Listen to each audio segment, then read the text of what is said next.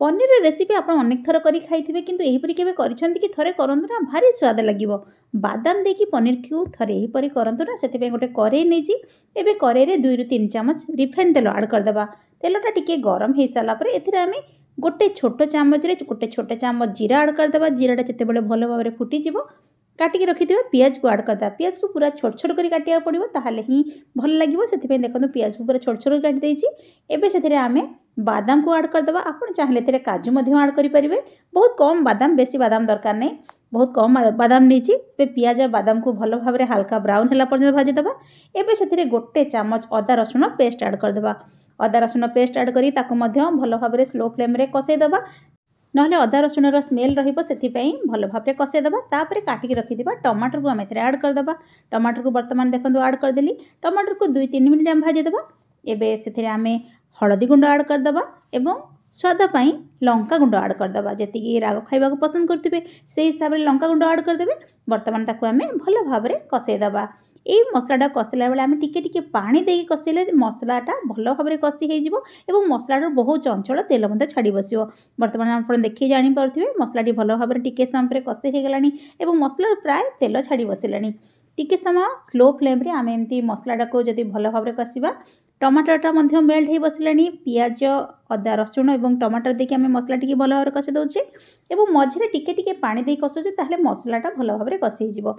एबे सेथिरे आमे काटिकी रखिथिबा कैप्सिकम को ऐड करदबा। कैप्सिकम को मध्य पूरा छोट छोट कर काटी देइछि।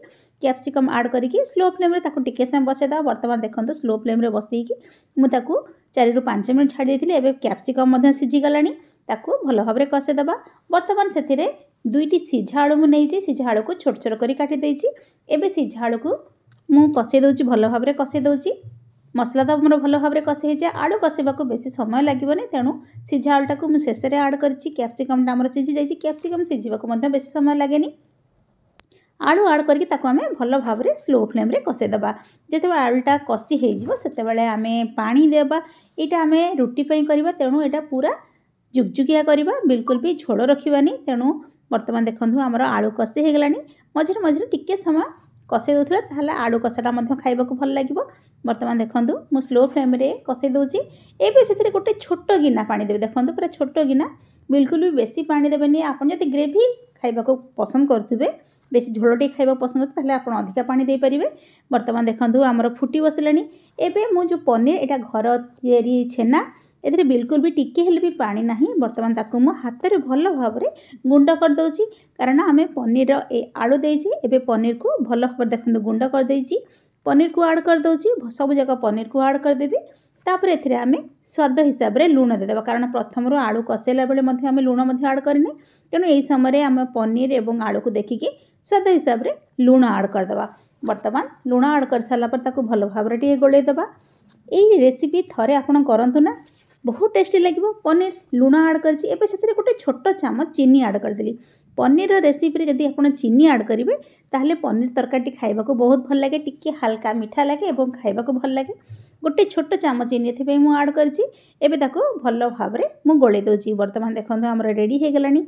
तार टेस्ट बढ़िया पई आमे शेष रे एथिरे गोटे चामच गरम मसला ऐड कर दबा। गरम मसला ऐड करिया फल रे ए रेसिपी रो टेस्ट बहुत बढ़ी जिवो। सेति पे देखंतु गोटे चामच गरम मसला ऐड कर दोछि एवं ताको भल भाव रे गोले दबा। शेष रे एथिरे आमे किछि धनिया पत्र को मध्य ऐड कर दबा। वर्तमान देखंतु गरम मसला ऐड करछि। एबे किछि धनिया पत्र को ऐड कर दोछि एवं ताको भल भाव रे गोले दोछि। एबे देखंतु हमर पनीर रेसिपीटी रेडी हे गला। आपण ताको पनीर भुर्जी मध्य कहि परिबे। पनीर आलू भुर्जी एई पर जे थरे करिवे रुटी संगे खाइबा को बहुत भल लागिवो।